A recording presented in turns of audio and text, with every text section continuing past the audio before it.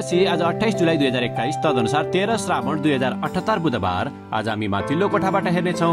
आजको शीर्षक छ पछाडि नहेर्नुहोस्। आज हामी परमेश्वरको वचन उत्पत्ति 19 को 15 देखि 26 सम्म पाठ गर्नेछौँ।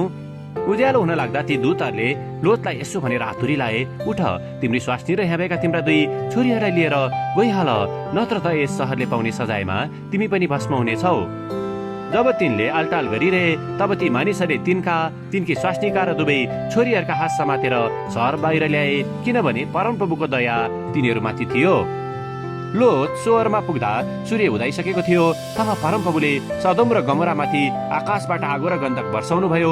यसरी उहाँले ती सहरहरू र जम्मै बेसी र सहरहरूका सबै बासिन्दाहरू र जमिनमा उम्रेका सबै थोक सर्वनाश गरिदिनु भयो। तर लोतकी स्वास्नीले पछाडि फर्केर हेरिन् र तिनी नुनको थामो पाइहालिन्।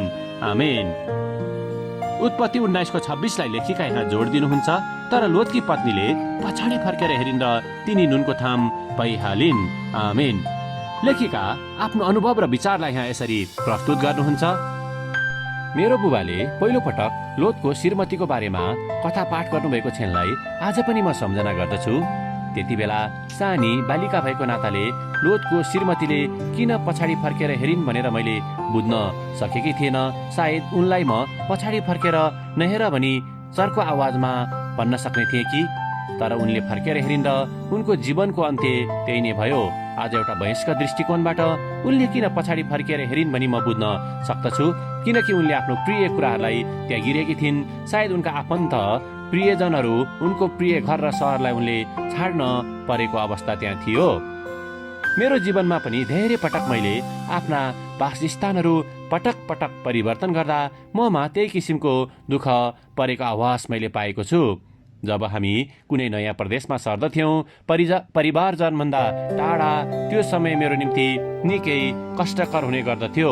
मैले आफू बास गर्ने कारणहरूको विभिन्न सूची बनाउने गर्दथेँ र जब आफ्नो विगतका केही कुराहरूलाई त्याग्नको निम्ति मैले निकै सङ्घर्ष गरिरहेकी हुँदथेँ, तब म उक्त सूचीलाई पुनः पाठ गरेर परमेश्वरको मार्गनिर्देशनको निम्ति प्रार्थना गर्दथेँ।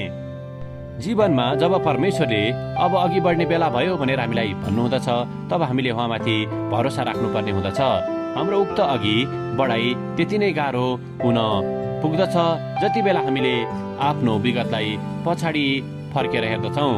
सायद लोतकी श्रीमतीको जस्तो नतिजा हाम्रो जीवनमा तुरुन्तै नदेखिएला, तर परमेश्वरको अघि बढ्ने आज्ञाको पालना नगर्दा हामीले जीवनमा कष्ट भोग्न सक्दछौँ। तसर्थ जब परमेश्वरले जाऊ भन्नुहुँदछ, तब उहाँले हामीलाई उत्तम ठाउँमा वृद्धि हुनको निम्ति डोर्याउनु हुँदैछ भन्ने बारे निश्चित भएर हामी उक्त बोलावटलाई पछ्याउन सक्दछौँ।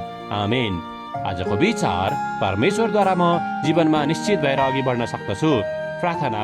पिता परमेश्वर, तपाईँले हाम्रो जीवनमा अघि गर्नुहुने कुराहरूलाई हेर्दै विगतमा नफर्कनको निम्ति हामीलाई सहायता गर्नुहोस्, येशूको नाउँमा। आमेन। आजको लेखिका मेलिन्डा ए कुपर, टेनेसी, अमेरिका।